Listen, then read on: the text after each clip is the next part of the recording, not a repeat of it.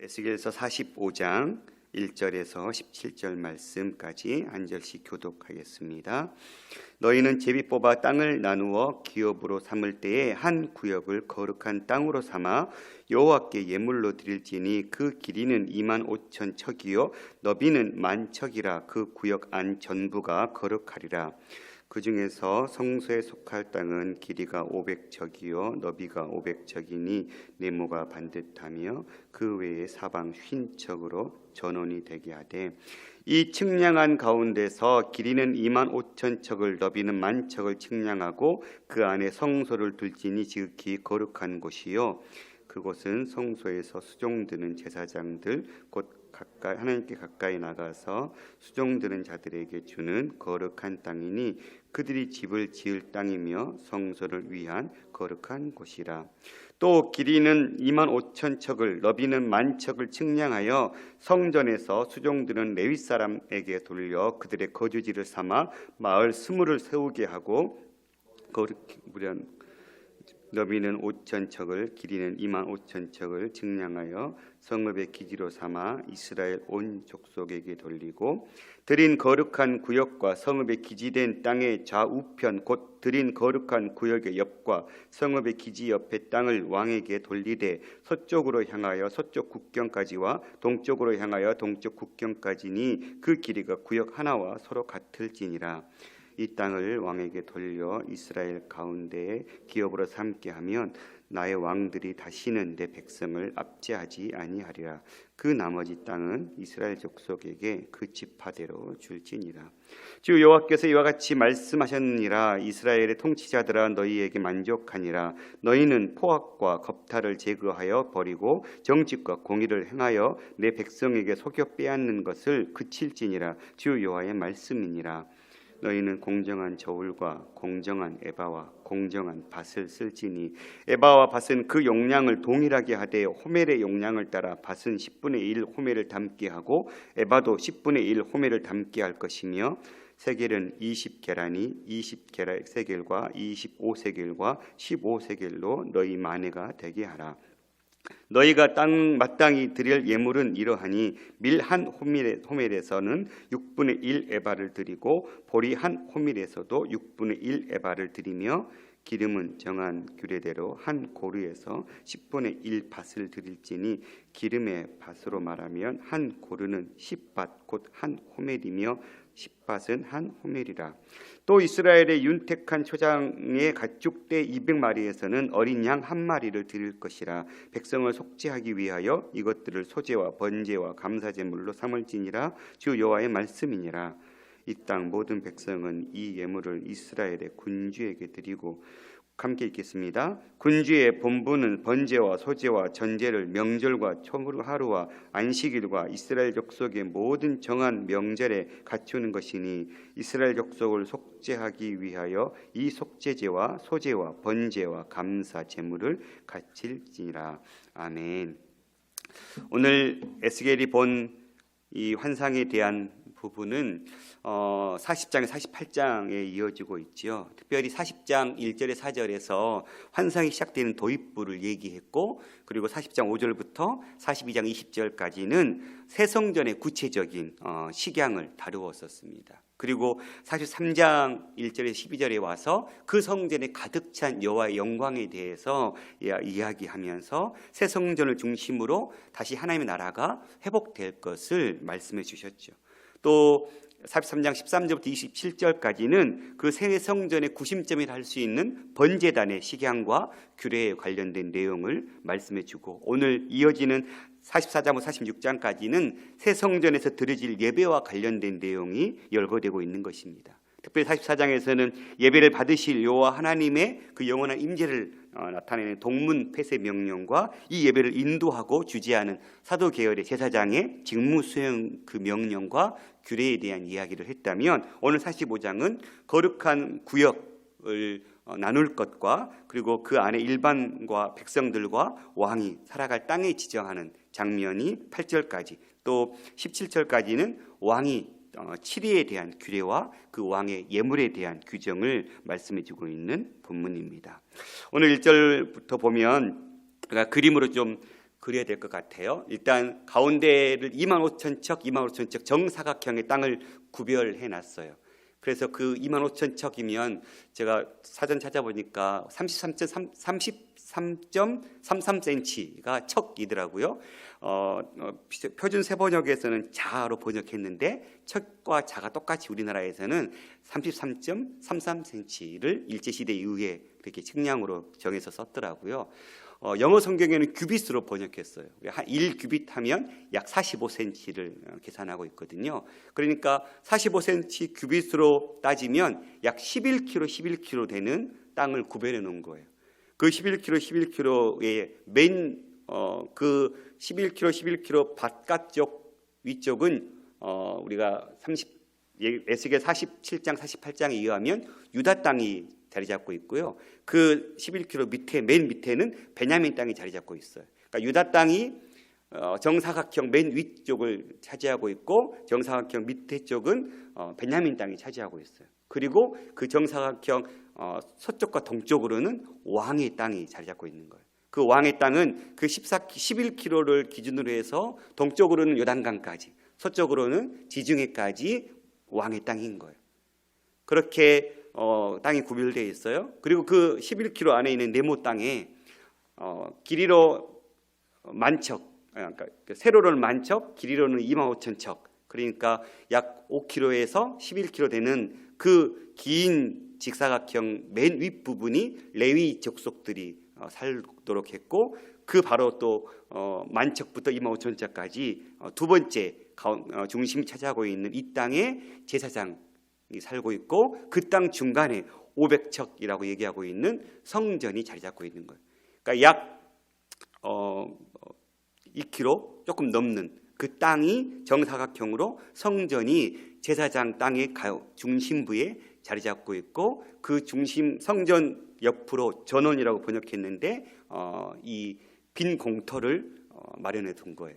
그렇게 해서 정 가운데 제사장 그룹이 살면서 성전이 거기에 중심부에 자리 잡고 있는 거예요. 그 밑으로 500척에서 25,000척은 일반 성읍 도읍지로 살도록 만들어놔서, 그렇게 유다 땅과 베냐민 땅 사이에 레위 족속이 살고 있는 땅, 제사장 족속이 살고 있는 땅과 그 중심의 성전, 그 밑에 일반 성읍들, 도성의 땅들이 자리 잡고 있고, 서편과 동편에 왕의 땅이 자리 잡고 있는 이야기를 지금 8절까지 말씀하고 있는 것입니다. 오늘 말씀 속에 특별히 성전의 중심 땅, 그러니까 솔로몬이 예루살렘 여부스 족속을부터 쟁취해서 그 땅을 차지했을 때, 특별히 솔로몬은 예루살렘의 중심의 성전과 그의 왕궁을, 성전을 7년 동안 짓고 그의 왕궁을 13년 동안 지었거든요. 그러니까 왕궁이 성전 옆에 있으면서 왕궁의 세력이 성전에게 미쳤던 것이죠. 그래서 하나님은 그 이후에 이제 성전에 왕궁의 세력들이 미치지 못하도록 왕궁은 좌우편으로 빼버리고 성전의 중심에 있는 제사장 그룹만 살 수 있도록, 그러니까 구별해 놓은 거예요. 의도가 있었겠죠. 어떤 왕의 어떤 정치적인 세력들이 성전으로 흡수되는 것들을 물리적으로 막기 위한 방안이었던 것 같아요. 뿐만 아니라 이 일을 통해서 우리의 삶의 중심에 무엇이 자리 잡아야 하는가, 성전이 가장 그 핵심 중심에 자리 잡고 있는 것처럼 우리의 삶의 중심에도 하나님이 자리 잡고 있어야 함을 보여주고 있는 것이죠. 이스라엘 백성들은 그 땅을 주신 분도 하나님이시고 그 모든 것을 영위케 하신 분이 하나님이심을 기억하고 하나님을 중심으로 예배하는 삶을 살았어야 했죠. 그런데 그 삶을 선택하지 못하고 자기들 스스로의 삶을 영위하다가 자기들의 그 죄악으로 말미암아 그들은 땅을 빼앗길 수밖에 없는 그러한 과오를 범하게 되었습니다. 우리도 마찬가지인 것 같아요. 우리 인생 가운데 우리 임의대로 하나님이 우리 삶의 중심의 주인이심을 인정하지 못하고 마치 우리의 삶이 내 것인 양 살아가는 삶을 산다면 우리도 과거의 이스라엘 백성의 죄악들처럼 하나님 앞에 버림받을 수도 있는 그러한 삶임을 기억해야 된다는 것을 말씀해 주고 있는 것 같아요. 저와 여러분의 삶 가운데 중심에 하나님이 계십니까? 우리가 무언가를 선택하고 무언가를 계획할 때 성전을 중심으로 한 하나님을 중심으로 한 삶을 우리가 선택하고 그걸 꾸려가고 있는가 말씀을 묵상하면서 돌아보기를 원합니다. 우리의 삶 가운데 우리가 어디에 가든지 무엇을 하든지 그 삶의 중심에는 하나님이 계심을 우리가 인정하고 우리의 삶이 내 것처럼 보이지만 하나님의 것임을 기억하고 하나님께서 잠시 우리에게 이 땅에 빌려주신 이 삶을 주님의 영광을 위해서 내가 살아야 되겠다라는 그 믿음의 중심이 흔들리지 않는 신앙, 그런 신앙 우리의 삶이 세워질 수 있었으면 좋겠습니다. 9절부터는 통치자들의 통치 법칙, 왕의 법칙을 이야기하고 있는데요. 이스라엘 통치자들아 너희에게 만족하라. 표준 세번역에서는 이렇게 얘기하고 있어요. 나 주 하나님이 말한다. 너희 이스라엘의 통치자들아 이제 그만하여라. 폭행과 탄압을 그치고 공평과 공의를 실행하여라. 내 백성이 착취한 일을 멈추어라. 나 주 하나님의 말이다. 그러니까 왕의 세력을 가지고 그러니까 하나님의 백성, 하나님은 내 백성이라고 얘기했고 솔로몬도 하나님의 백성이라는 표현을 썼거든요. 그런데 어느샌가 왕이 자기의 세력과 그 통치력을 가지고 이제 자기 백성화 시켜버린 거죠. 그러니까 내 백성을 만들어버린 거예요. 그러니 온갖 착취와 억압들이 그 왕의 세력에 의해서 시민들이 어려움을 당게 되는 그런 일들이 비일비재했다라는 거예요. 이제 그만해라. 이제는 내가 다시 너를 왕으로 세울 때 너는 그 백성이 하나님의 백성, 보면 공의를 행하여 내 백성에게 속여 빼앗은 것을 얘기하고 있거든요. 하나님은 여전히 이스라엘 백성을 내 백성이라고 얘기하고 있어요. 그러니까 왕이 기억해야 될 것은 백성은 자기의 백성이 아니라 하나님의 백성이라는 거죠. 그러면 왕은 어떤 자세로 통치해야 돼요? 내 소유물이 아니니까 하나님의 것이니까 하나님께서 말씀해 주신 대로 하나님의 백성들을 통치해야 되는 법들이 따라와야 되는 것이죠.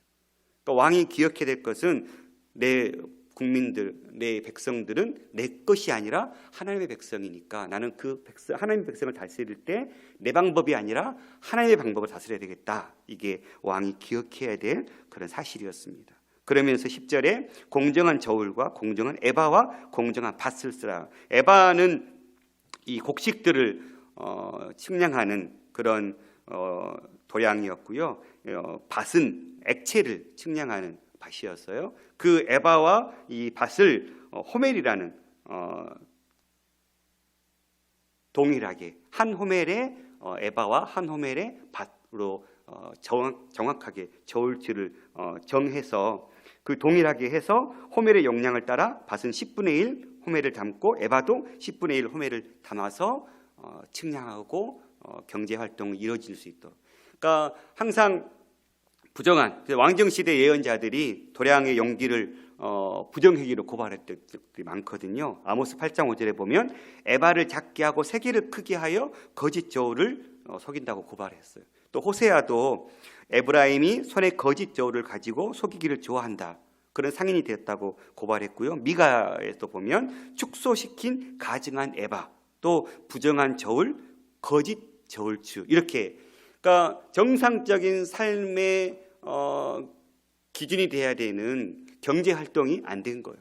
자기 마음대로 저울을 추를 자기 욕심대로 늘리고 줄이고 해서 자기 부를 축적하는 일에 부정한 방법으로 돈을 번 거예요. 그러니까 기준이 없이 자기의 권력과 자기의 흠에 의해서 저울추를 바꿔버리는 이런 행동들을 통해서 왕의 배만 불렸던 이런 것들을 멈추라는 거예요. 그러니까 사회적으로 공정한 에바와 공정한 밭이 사용되어서 공정한 사회가 이루어질 수 있도록 왕은 해야 된다. 이렇게 말씀하고 있습니다. 그러면서 세겔은 20계란이 20세겔과 25세겔, 15세겔로 만회를 되게 하라. 세겔은 우리가 기본적으로 무게를 측량하는 단위이죠. 그런데 왜냐하면 그 당시 화폐는 화폐 무게에 따라 화폐의 가치가 달라졌으니까요. 기본적으로 세계는 무게를 재는 기본 단위로 은으로 많이 만들었던 것 같아요. 1세겔은 약 11.4g이라고 하는데요. 그 세겔이 20게라다. 그러니까 1세겔이 보통 노동자의 4일 품삯이라고 했어요. 그러면 5게라가 노동자의 하루 품삯이 되겠죠. 뭐 어떻게 그래서 1세겔이 20개라고 또 1만에는 지금 20세겔과 25세겔과 15세겔 이렇게 번역했지만 세 번역에 보면 그것을 더해라고 더한다고 말씀을 하고 있거든요. 그래서 20세겔짜리와 25세겔짜리와 15세겔짜리를 합하여 한 만해가 되도록 해야 한다. 그러니까 60세겔이 1만해이다 이렇게 지금 정해지고 있어요. 그러니까 1세겔은 20개라고 60세겔이 1만해다 이렇게 지금 정해지고 있는 것입니다. 뭐 이렇게 말씀드린 이유는 정직한 저울추가 사회에 통용될 수 있도록 해야 된다 이것이죠. 그러니까 정직과 공의를 이루기 위해서는 기본적인 상거래의 기본인 때에는 이런 무게를 재고 또 액체의 무게 또 가루의 무게를 재는 이 저울추들이 공정하게 해야 된다 이렇게 말씀하고 있는 것 같아요. 그러면서 13절에서부터는 이제 백성들이 왕에게 드려야 될 예물에 대해서 이야기하고 있는데 규칙은 백성들이 왕에게 예물을 드리면 왕은 그 예물을 가지고 정한 절기에 백성을 대표로 해서 예배가 제물이 드려져서 절기가 잘 치러질 수 있도록 백성은 왕에게 바치면 왕은 그것을 가지고 제사장에게 정한 절기 때마다 번제와 그런 소제나 여러 가지 제사에 쓰일 수 있는 모든 것들을 왕이 준비해서 드려야 한다라는 것을 이야기하고 있습니다. 특별히 보면 13절에 곡식 드릴 때 밀과 보리는 한 호멜에서 6분의 1 에바를 드리라고 했거든요. 그러니까 한 호멜이라고 하면 약 60분의 1 호멜인 것 같아요. 그러니까 쉽게 얘기하면 그러니까 밀과 보리를 추수하면 60분의 1은 왕에게 바치는 거예요. 또 14절에 보면 기름을 우리가 한 고르 10분의 1 밭이라고 얘기했는데 그러니까 똑같이 액체를 측량하는 밭과 고르가 에바와 동일한 단위. 그러니까 밭은 에바와 동일하고 고르는 호멜과 동일한 것 같아요. 그러니까 결국은 기름은 곡식은 60분의 1을 바치라고 그랬는데 기름은 10분의 1 밭을 드리라고 그랬으니까 100분의 1인 거예요. 그러니까 곡식은 60분의 1을 바치고 기름은 100분의 1. 아마도 기름은 곡식을 더 짜서 만드는 거니까 똑같이 곡식보다는 더 많은 양이 들어갈 수 있잖아요. 그래서 기름 자체를 좀 더 덜 드릴 수 있도록 100분의 1로 맞춰준 것 같아요. 15절에 보면 곡식을 바치는데 가축을 바치는데 가축은 200마리에서 한 마리니까 200분의 1이에요. 그러니까 가루 곡식은 60분의 1, 기름은 100분의 1, 짐승은 200분의 1을 바쳐야 된다. 이렇게 바치면 16절에 이 땅 모든 백성은 이 예물을 이스라엘의 군주에게 드리고 군주의 본분은 번제와 소제와 전제를 명절과 초하루와 안식일과 이스라엘 족속의 모든 정한 명절에 갖추는 것이니, 그러니까 백성들이 바친 그 제물을 가지고 이제 왕은 모든 제사가 진행될 수 있도록 준비해 놓은 거죠. 그래서 이스라엘 족속을 속죄하기 위하여 이 속죄제와 소제와 번제와 감사 제물을 갖출지니라.